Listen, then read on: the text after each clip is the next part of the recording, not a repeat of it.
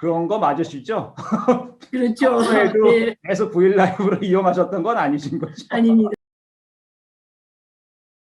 홍문정 학생 그리고 이세진 교수님 모셨습니다. 뭐 바쁘신데 시간 내주셔서 감사드리고요. 홍문정 학생의 석사학위 논문을 정리하신 거라고 되어 있더라고요. 근데 솔직히 말씀드려서 깜짝 놀랐습니다. 내용이 진짜 너무 훌륭하더라고요. 이세진 교수님께서 지도를 잘 해주신 덕분이 아닌가 생각이 되고요. 제목이 1인 미디어를 활용한 휴먼 브랜딩, 브이라이브를 이용하는 K-팝 스타의 중국 팬덤을 대상으로 이더라고요. 1인 미디어, 휴먼 브랜딩, 브이라이브, K-팝 스타, 중국 팬덤 뭐 하나하나가 다 트렌디한 주제들이고 또 관심이 가는 내용들인데요. 뭐 제 나름대로 풀어서 얘기한다면 K-팝 스타들이 휴먼 브랜딩을 위해서 브이라이브라는 1인 미디어를 사용하는데 이런 활동이 팬덤, 특히 중국인들의 팬덤에 어떤 영향을 미치는지 분석하신 연구라고 생각이 돼요. 자, 그런데 이제 제가 궁금했던 부분은 1인 미디어 하면 대부분 유튜브, 뭐 인스타그램 이런 것들을 떠올리지 않습니까? 그런데 유튜브나 인스타그램을 연구하신 게 아니라 브이라이브에 초점을 맞추셨어요. 이유가 뭔지 일단 한번 여쭙고 또 시작해 보도록 하겠습니다. 중국에서 대부분 지역은 유튜브나 인스타그램을 사용할 수 없는데 중국에서 위라이를 사용할 수 있습니다. 그리고 위라이의 슬로건은 바로 스타레이 라이브이기 때문에 hend한 인터넷 플랫폼과 달라 아무나 사용할 수 없고 위라이에 등록된 요민이만 채널을参加할 수 있습니다. 그 중국 학생이신 것 같은데 한국말을 조리 있게 또 잘 이렇게 말씀을 해주신 것 같아요.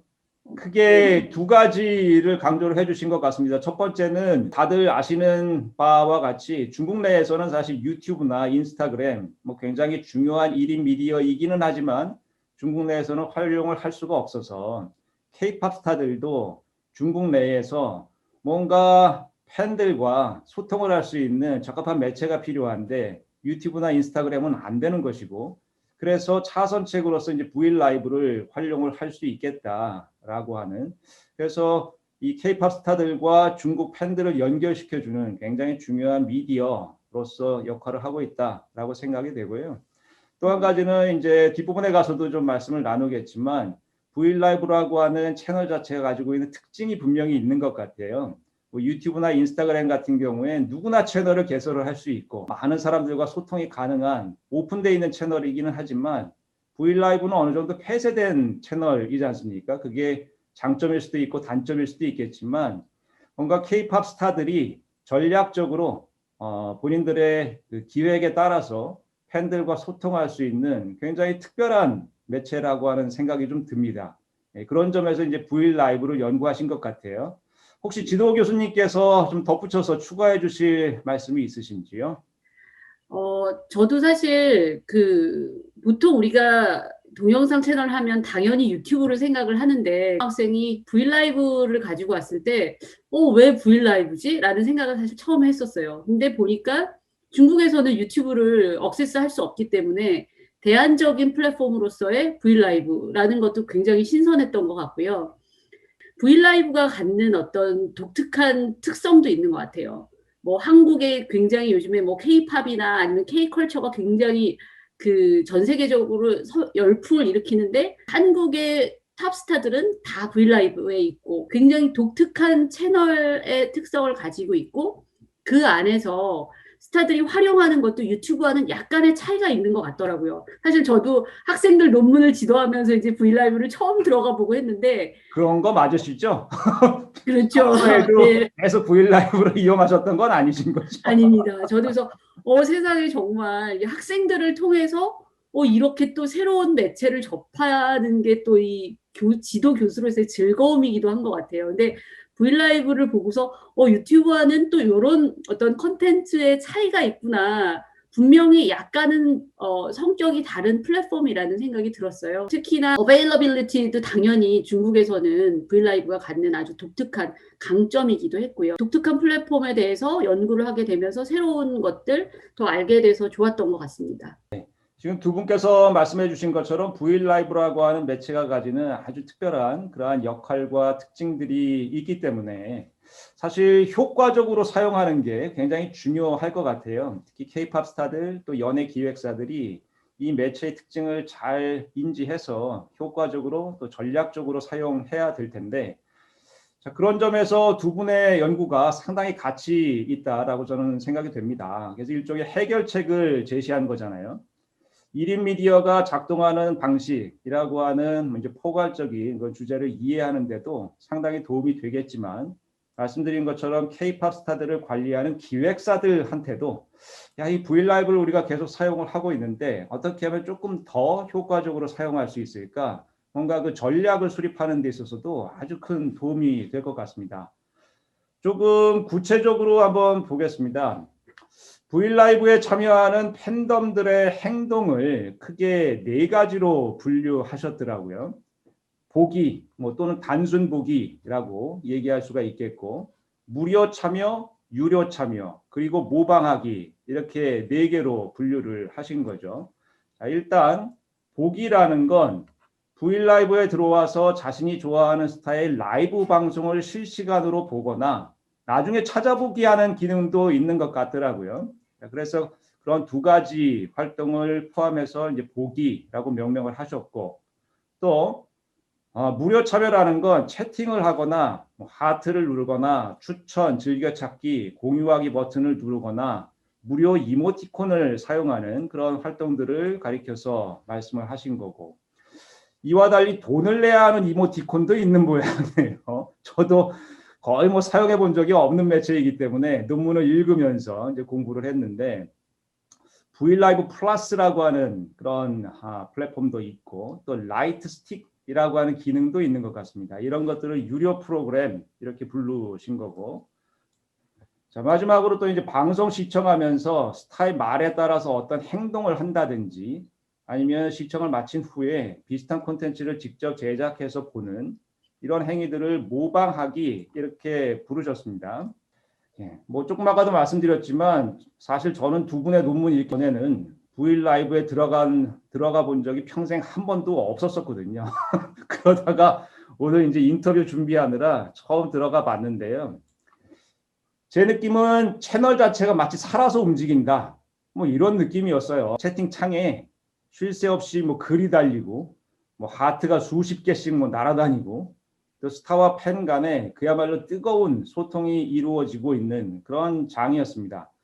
참고로 저는 세븐틴 채널에 들어가 봤었습니다. 왜냐하면 저희 딸한테 한번 물어봤어요. 너 브이라이브 쓰니? 잘 쓰지는 않는데 가끔씩 들어가 본다고 그러더라고요. 그래서 누구 거 주로 보니? 그랬더니 세븐틴 걸 본다고 그러더라고요. 제 딸이 세븐틴 찐 팬입니다, 참고로.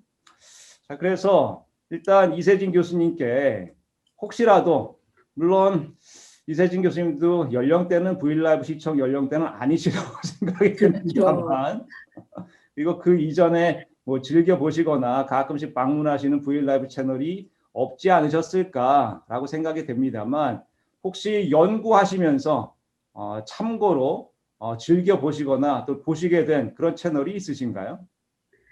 저는 사실 브이라이브의 존재를 몰랐었어요. 솔직히 말씀드리는데, 이제 문정 학생을 통해서 알게 된 건 아니고요. 문정 학생 전에 이제 또 다른 학생이 있는데, 그 학생도 BTS의 찐 팬이었어요. 아미였어요, 아미. 그래서 그 학생이 이제 브이라이브나 이제 이런 것들을 하면서 처음으로 접했어요. 제가 그래서 이제 저도 학문적인 사실 호기심에서 이제 브이라이브를 이용했는데, 저도 진짜 그 지준영 교수님께서 말씀하시는 것처럼 되게 와, 이런 채널이 있어? 약간 이런. 그러니까 보통은 저도 유튜브나 이제 이런 거를 이용할 때는 굉장히 어떤 정적인 그냥 보기 단계라고 한다면, 물론 이제 제가 실시간을 들어가서 보지 않았지만, 여기서는 굉장히 편안한 어떤 모습들, 그리고 굉장히 소통을 중요시하는 모습들, 이제 이런 것들이 굉장히 좀 특이했어요. 그래서 사실 저도 BTS는 이제 사실 두 명의 그 논문 지도라는 게 거의 1년이잖아요. 2년 동안 BTS를 푹 빠진 학생들을 지도하면서 저도 BTS 팬이 됐죠. 네, 예를 들어서 막 네, 혹시 아주 미남이죠. 아미 가입하셨습니까? 아직 아마 한 명의 정도 학생 정도 더 지도하면 제가 가입을 하게 되지 아, 않을까 그래요? 그런 생각도 합니다. 대단하십니다. 홍문정 학생은 어떠셔요? 홍문정 학생이 주로 방문하는 채널은 누구의 채널입니까? 저는 사실 암이에요. 그래서 아미예요. 네, 네 맞아요. 그래서 주로 그래서 BTS 채널을 들어가서 보시는군요. 네 맞아요. 예, 지금 말씀하셨다시피 그리고 논문에서도 사실 언급하셨는데 브이라이브에서도 BTS의 인기가 압도적으로 많더라고요. 사이트에 올라와 있는 숫자를 보니까 팔로워가 거의 2,600만 명이었습니다. 근데 사실 제가 브이라이브에 대해서 알기 전에는 좀 궁금했었습니다. BTS가 중국 팬들과 당연히 소통을 할 것이고 또 굉장히 적극적으로 잘 소통해야 할 텐데 어떻게 소통할까? 앞에서도 언급했지만 유튜브, 페이스북, 인스타 다 안 되지 않습니까? 물론 제가 알기로는 홍콩이라든지 마카오 또 대만 이런 지역에서는 사용이 가능하다라고 알고 있습니다만 사실 그 외에 대부분의 지역을 차지하는 중국에서는 이런 그 일반적인 채널들을 사용할 수 없는데 자, 그렇다면 BTS는 과연 어떤 방법으로 중국 그 팬들과 소통할까 상당히 궁금했었는데 두 분 논문을 읽고 나서 브이라이브가 굉장히 중요한 역할을 할 수 있겠다 그리고 하고 있다라고 하는 걸 알게 됐습니다. 어쨌든 앞서 말씀드린 것처럼 팬들이 브이라이브 채널에 들어와서 단순 보기, 무료 또는 유료 참여 또는 모방하기 등과 같이 다양한 행동을 할 수 있는데 이런 행동에 영향을 미치는 요인들이 뭔지 설문조사를 통해서 확인을 하신 거죠. 10대에서 30대 중국인 214명을 대상으로 하셨고요. 자, 먼저 K-팝 스타가 제공하는 콘텐츠의 특징이 미치는 영향, 이걸 이제 분석을 하셨습니다. 구체적으로 콘텐츠의 정보성, 신뢰성, 유희성, 그리고 창의성 이 네 가지를 보셨는데요. 사실 얼핏 생각하기에는 다 중요하지 않나? 라고 생각이 들었었어요. 그런데 결과는 그렇지 않게 나왔지 않습니까? 정보성이 가장 중요하게 나왔더라고요.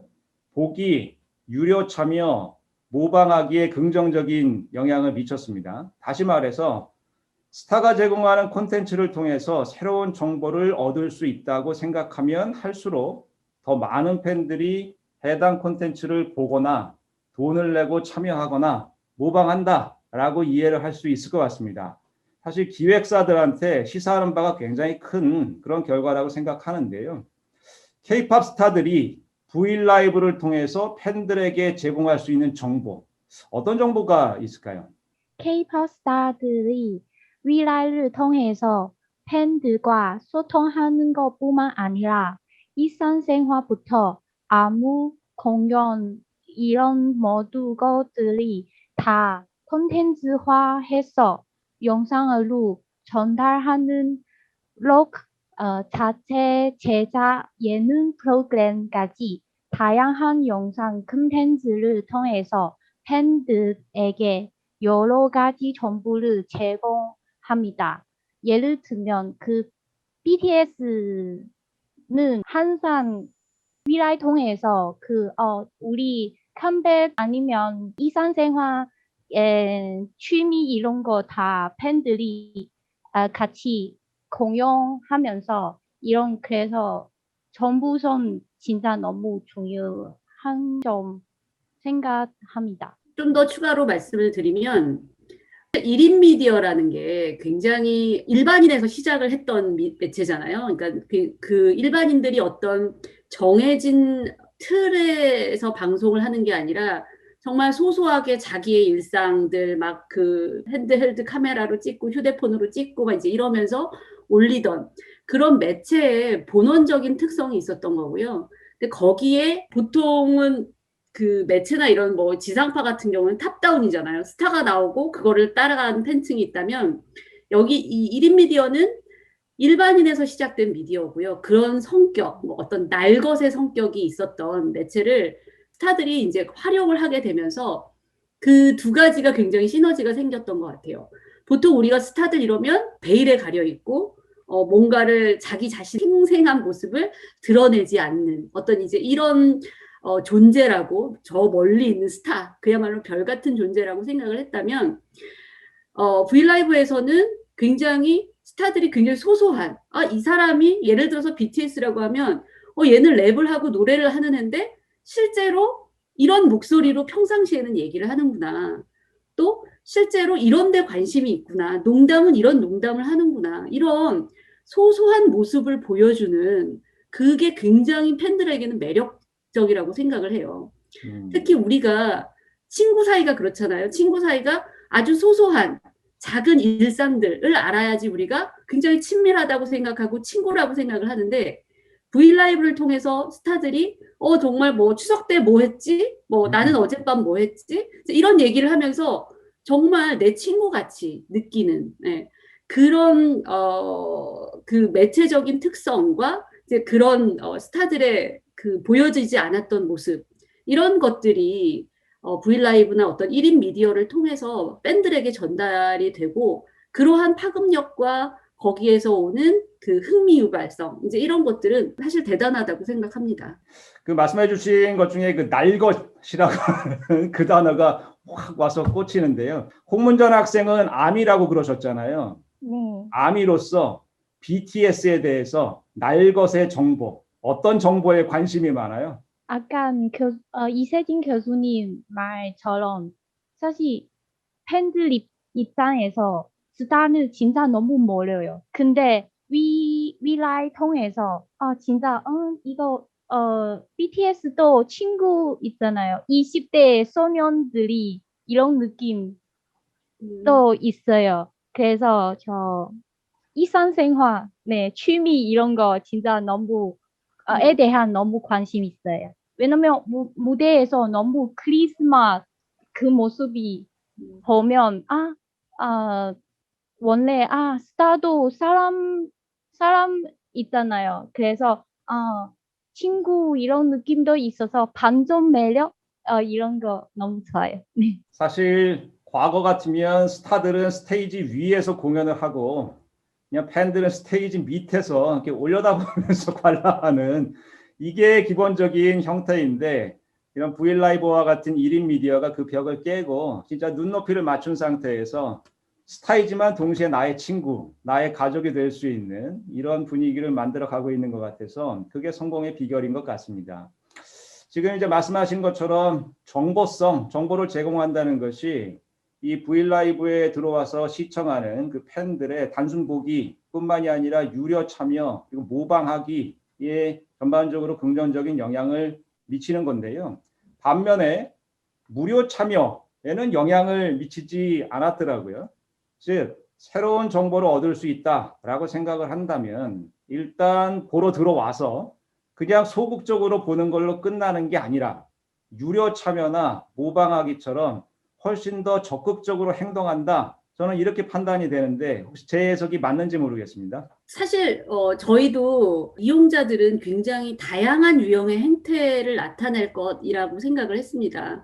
그래서 이전의 연구들을 보면 그 가장 많이 하는 것이 뭐 태도라든가 아니면 뭐 의도라든가 이제 뭐 광고 태도, 구매 의도 이제 이런 식이 되잖아요. 그래서 시청 의도라든가 이제 이런 쪽인데 그거보다는 다양한 행동을 하지 않을까라는 차원에서 저희가 그 종속 변인으로서의 행동을 좀 여러 가지로 나눠봤어요.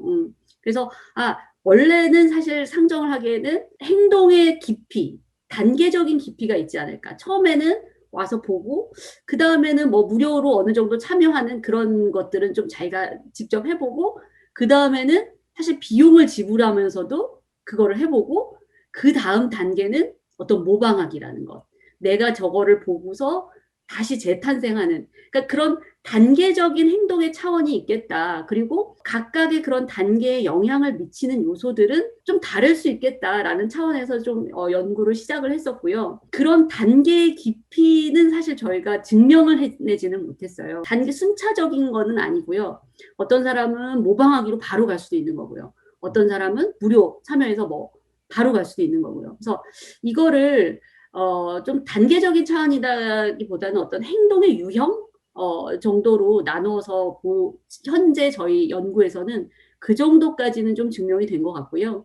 그리고 이 현재 유형에 영향을 미치는 요인들, 이제 뭐 이런 컨텐츠적인 요인들이나 이제 이런 것들에는 조금 차이가 있더라. 예를 들어서 뭐 상호작용성이라든가 아니면 뭐 다른 시청자와의 관계성 같은 경우에는 네 가지 종속 변이네, 네 가지 행동적 변이네 모두 영향을 많이 미쳤지만 컨텐츠적인 요소는 조금 다르게 영향을 미치더라 하는 것이 흥미로웠고, 그렇다면 어떠한 컨텐츠를 만드는 게 과연 어떠한 행동을 또 유발할까, 이런 부분도 사실 굉장히 앞으로 연구하고 또 궁금해할 수 있는 그런 부분이라고 생각을 합니다.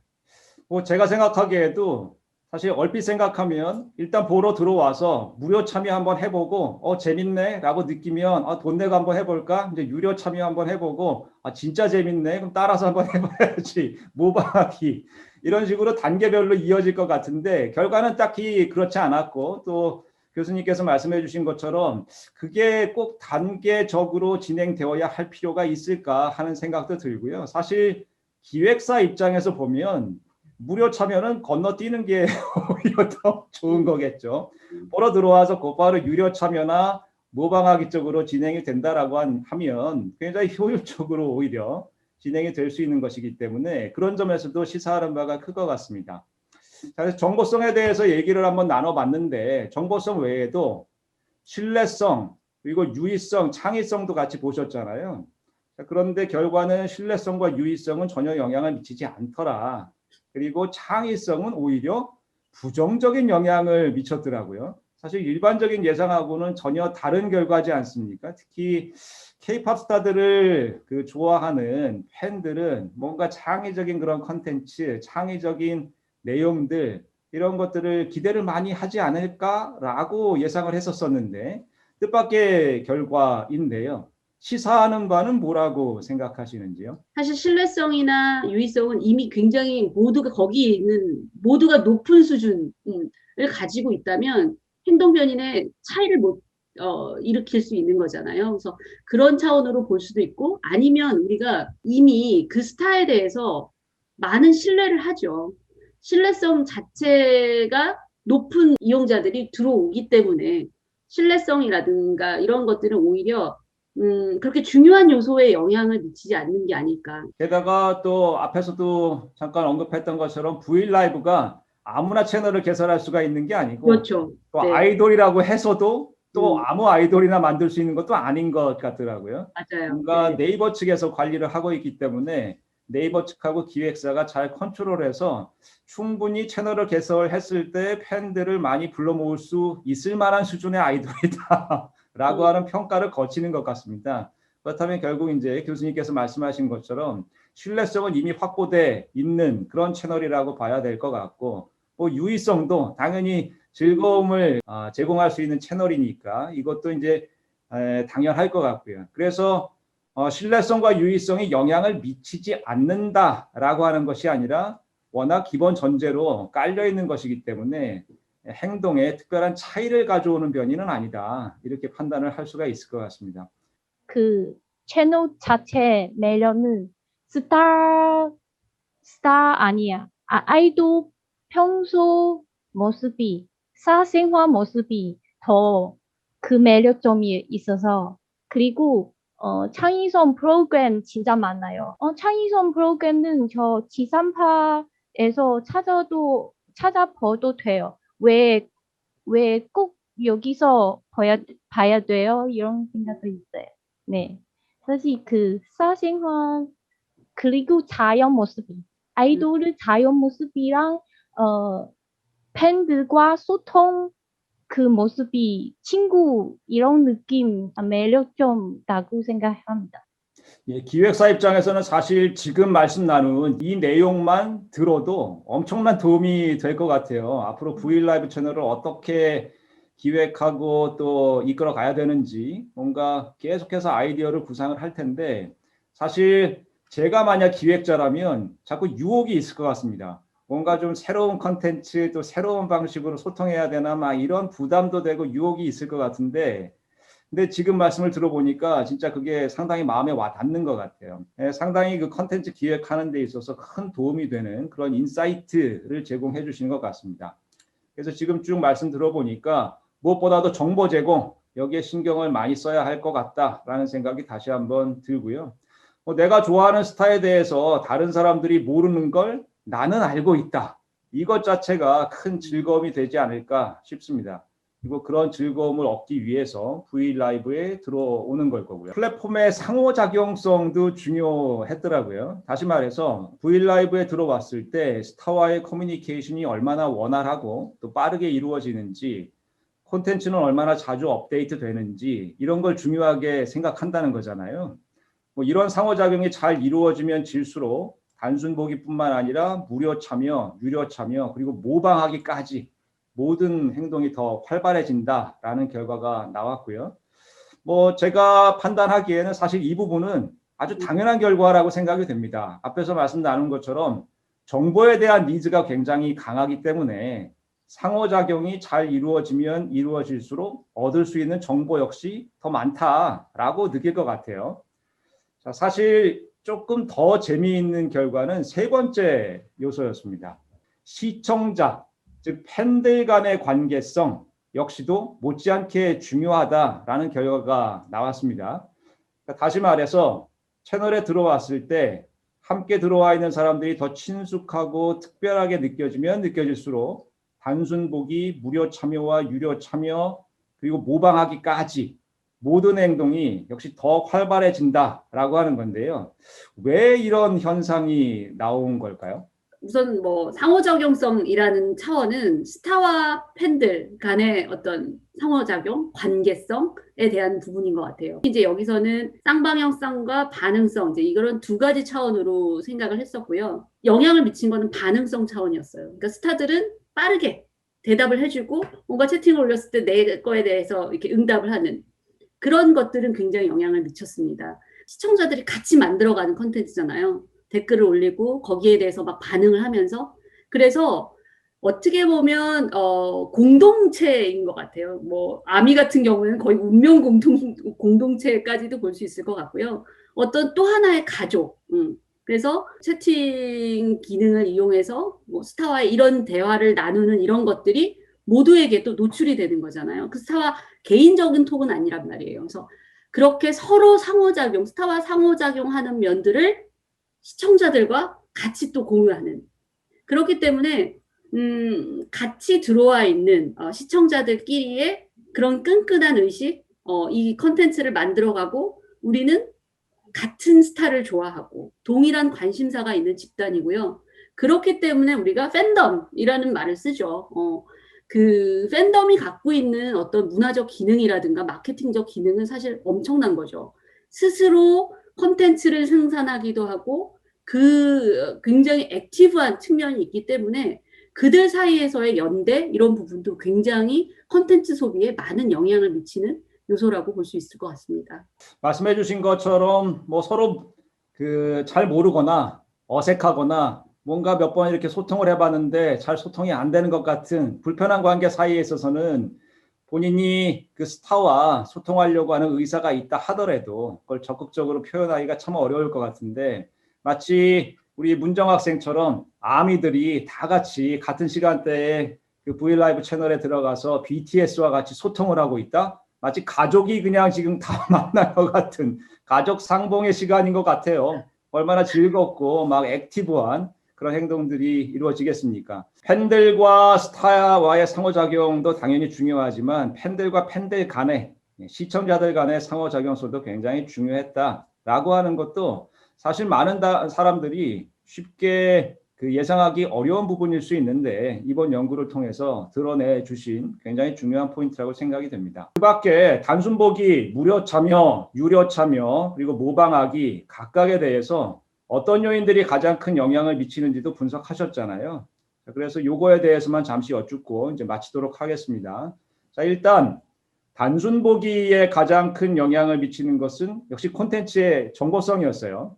앞에서 말씀하신 것처럼 스타에 대해서 뭔가 새로운 정보를 얻을 수 있다라는 기대가 있어야 많이 보러 온다라고 하는 거겠죠. 반면에 무료 참여와 유료 참여에 가장 큰 영향을 미치는 건 플랫폼의 상호작용성이었습니다. 왜 이런 것인지, 그리고 이러한 결과가 K-팝 스타 그리고 기획사에게 시사하는 바는 무엇일지 설명해 주시면 감사하겠습니다. 보기, 무료 참여, 유료 참여, 모방하기가 일종의 어떤 단계적인 건 아니고 어떤 유형의 차이겠다라는 생각을 했었고 이제 논문을 그렇게 마무리를 했었는데 다시 한번 생각해 보는 과정에서 보면 어떤 상호작용성, 관계성 이제 이런 것들은 굉장히 액티브한 이용자를 대상으로 하는 그런 변인들인 것 같고요. 모방하기라든가 유료 참여라든가 어떤 행동의 코스트가 더 큰 그런 행동을 유발시키는 요인이 되지 않았나 생각을 합니다. 네, 저도 지금 교수님 말씀 통해서 좀 즉흥적으로 떠오르는 생각은 내가 뭔가 참여를 한다라고 하는 것은 그 참여에 대한 피드백에 대한 기대도 분명히 있을 것 같아요. 내가 뭔가 참여를 했는데 아무런 피드백이 없다라고 한다면 한 번 참여하고 두 번째, 세 번째 참여로 이어지지 않을 것 같습니다. 자, 그러다 보니까 무료 참여, 유료 참여 이런 것들이 훨씬 더 적극적으로 이루어지기 위해선 상호작용성, 특히 플랫폼의 상호작용성, 그래서 기능적으로도 훨씬 이러한 그 참여와 또 참여에 대한 피드백 같은 것들이 원활하게 이루어질 수 있는 그런 환경 자체가 조성이 돼야 되지 않을까라고 하는 생각을 해보게 되고요. 이번 논문을 통해서 그런 부분이 충분히 입증이 되지 않았나 생각이 됩니다. 마지막으로 모방하기에 가장 큰 영향을 미치는 건 시청자 간의 관계성이었잖아요. 앞에서도 잠깐 언급을 했습니다만 스타의 말이나 행동을 모방하려면 아무리 익명이 보장되는 온라인 공간이지만 서로 친하고 편안한 사이여야 하겠죠. 그래야만 시청 마치고 모방 콘텐츠를 만들어서 공유하려는 마음도 들 것 같고요. 기획사에서도 굉장히 많이 고민할 것 같습니다. 어떻게 하면 이 시청자들 간에 훨씬 더 편안한 분위기를 만들 수 있을까? 그리고 끝나고 난 다음에라도 또 모방하기를 통해서 뭔가 바이럴이 이루어질 수 있는 이런 전략들을 많이 고민을 할 것 같은데요. 혹시 이번 연구를 통해서 스타 또는 기획사에게 이러이러한 노력을 하셔야 앞으로 훨씬 더 이 모방하기가 더 활성화될 것 같습니다. 혹시 제안하실 수 있는 내용이 있으시다면 말씀해 주시면 좋겠습니다. 우선 스타는 팬들과 진심으로 소통해야 하다고 생각합니다. 왜냐면 팬들 외 위앱 채널 찾아봐는 그 초심 꼭 알았으면 좋겠어요. 팬들과 친구처럼 소통했으면 진짜 너무 좋아요. 그리고 개회사는 시장의 흐름을 살피고 팬들의 좋아하는 방송 콘텐츠를 만들어 해야 합니다. 그리고 마지막으로 진짜 너무 중요한 점이 있는 거는 그 좋은 팬덤 분위기는 형성해서 팬들이 화목하고 팀워크를 가질 수 있도록 하는 것입니다. 혹시 궁금해지는 부분은 그 라이브로 서로 소통이 이루어질 때 막 채팅방에다가 글도 올리고 막 그러지 않습니까? 근데 그런 그 글을 올릴 때 부정적인 글을 올리는 사람들은 없나요? 있어요. 그래서 약간 저 마지막 그 점은 왜 중요하는 점도 이 부분 때문에 팬들 사이는 좋았으면 이런 태그는 또 없앨 수 있어서 네 있는다고 생각합니다. 네. 네. 뭐 한참 막 서로 그냥 칭찬해주고 긍정적인 분위기로 가다가 어떤 한 사람이 삐딱하게 부정적인 글 하나 탁 올리게 되면 상당히 분위기도 좀 그렇죠. 썰렁해지면서 원활한 상호작용도 잘 진행이 안 될 것 같은데 사실 이걸 뭔가 인위적으로 막을 수는 없겠지만 뭔가 이런 부정적인 글이라든지 또 부정적인 모방하기 이런 것들을 뭐 필터링해 줄 수 있는 그런 방식도 좀 고민해 볼 필요는 있지 않을까 하는 생각이 좀 얼핏 들었습니다. 추가로 네. 하나 더 말씀을 드리면 인터넷에서 어떤 콘텐츠가 얼마나 효과적이었냐라고 할 때 사실 패러디물이 얼마나 많이 제작이 되었느냐 이제 이런 것들 그러니까 모방을 하는 그런 모방을 한 콘텐츠가 얼마나 많이 제작이 되었느냐 이것도 굉장히 어떻게 보면 제일 그 탑 클래스의 어떤 효과 측정의 도구로서 이제 사용을 하잖아요. 그런 차원에서 본다면 이 모방하기라는 것이 결국에는 기획사나 마케터들이 이끌어내야 하는 어떤 결과물이라고 한다면 이 연구의 결과로 보면 관계성, 시청자 간의 관계성이라는 것이 굉장히 또 중요한 역할을 하고 있잖아요. 이러한 매체를 통해서 팬덤을 어떻게 형성을 하느냐. 내가 이 스타에 대한 팬덤 형성, 이 키라고 볼 수 있을 것 같아요. 브랜디드 컨텐츠라는 말은 굉장히 많이 쓰잖아요. 어떤 브랜드를 이 컨텐츠 안에서 그냥 자연스럽게 녹여내는 어떤 광고 방법의 일종으로 우리가 사용을 하는데 BTS는 일반 기업과 같은 거잖아요.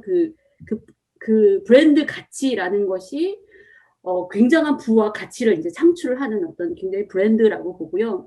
결국에는 이게 브랜드라면 이제 휴먼 브랜드. 그래서 휴먼 브랜드라고 볼 수 있고 결국에는 이런 1인 미디어를 통해서 이 휴먼 브랜드의 가치를 높인 방법이라고 본다면 V라이브 같은 1인 미디어가 결국에는 우리가 휴먼 브랜디드 컨텐츠가 아닐까. 이 휴먼 브랜드의 가치를 증폭을 시키기 위한 어떤 제작물, 신곡 발표나 뭐 이제 이런 것들을 통해서가 아니라 굉장히 자연스러운 분위기 하지만 BTS라는 브랜드를 여러 가지 방식, 여러 가지 다양한 차원에서 보여주는 어떤 브랜디드 컨텐츠로서의 1인 미디어의 역할 이런 것들도 한번 잘 생각해 보면 좋을 것 같습니다. 제목에 포함되어 있는 키워드이기도 한데요. 휴먼 브랜딩, 특히 그 K-팝 스타들을 관리하는 차원에 있어서는 단순히 그냥 연예인 관리한다 이런 관점으로 이제 접근해서는 안 될 것 같고요. 하나하나가 전부 다 하나의 중요한 브랜드다라고 하는 생각을 가지고 굉장히 전략적으로 잘 기획해서 치밀하게 진행이 되어야 될 것 같고 또 그런 그 휴먼 브랜딩을 진행을 할 때 뭐 굉장히 다양한 매체들이 있기 때문에 그 매체들의 특성을 굉장히 잘 반영을 해서 효과를 극대화시킬 수 있는 방향으로 전략이 수립이 되어야 될 거고요. 1인 미디어도 상당히 다양하지만 그중에서도 V라이브가 가지고 있는 또 다른 또 독특한 특징이 있기 때문에 이런 V라이브의 독특한 특징들을 잘 살려야만 앞으로는 뭐 제2의 뭐 BTS급의 그런 아이돌 그룹들이 계속 나와야 될 텐데 이런 그 제2의 BTS급의 아이돌들이 나올 수 있는 굉장히 중요한 단초가 마련될 수 있지 않을까 이렇게 생각이 됩니다. 예, 오늘 장시간에 걸쳐서 이렇게 말씀 나눠봤는데요. 감사드리고요. 또 홍문정 학생과 또 이세진 교수님 모시고 V라이브에 대해서 저도 새롭게 또 많은 것들을 배울 수 있는 좋은 기회였습니다. 마치기 전에 논문 쓰다 보면 항상 에피소드라는 게 있지 않습니까? 힘들었던 기억, 즐거웠던 기억, 또 황당했던 기억, 굉장히 다양한 에피소드들이 있을 수 있는데 혹시 뭐 재미있는 에피소드 또는 뭐 기억에 남는 에피소드 있었다면 하나만 소개해 주시고 마치면 좋을 것 같습니다. 외국인이기 때문에 논문을 쓸 때 가장 어려운 것은 사실 한국말이에요. 네, 그런데 이세지 교수님은 정말 너무 자상하고 좋습니다. 네, 저한테 교수님은 찔리지 않고 제 논문에 한국어 본보던 문제를 하나씩 고쳤습니다. 그리고 교수님은 항상 저를 잘 챙겨주셔서 진심으로 감사드립니다. 훌륭한 에피소드입니다. 우리 교수님 없으면 진짜 제 논문 완성할 수 없어요. 네, 우리 교수님 최고야. 네. 저는 학생들 이제 뭐 석사 학생들 할 때 제일 이제 주제를 정할 때 관심 있는 주제 가져오라고 맨날 얘기를 하거든요. 근데 이제 홍문정 학생은 외국인이어서 저도 사실 처음에 지도할 때는 이제 뭐 한국어나 이제 이런 부분에 있어서는 걱정을 안 한 건 아니었어요. 근데 논문 주제에 대한 본인의 열정이 너무 뛰어났어요. 그래서 진짜 제가 브이라이브에 대해서도 자세히 그렇게 뭐 이전에 조금 이제 그 다른 논문을 쓰면서 알고는 있었지만 뭐 그런 거에 대해서 잘 모르는 부분도 있었고 특히 BTS에 대해서도 잘 모르는 부분도 있었는데 어떻게 보면 홍문정 학생은 유학 자체를 BTS 때문에 온 학생이었고 자기가 정말 너무 관심 있는 주제를 학문적으로도 연구를 하는 아주 재밌는 케이스였던 것 같아요. 그래서 그 열정이 때로는 이제 그래 그러면 굉장히 그 확고하게 브이라이브 BTS를 가지고 전 논문을 쓰고 싶습니다. 라고 해서 왔고요.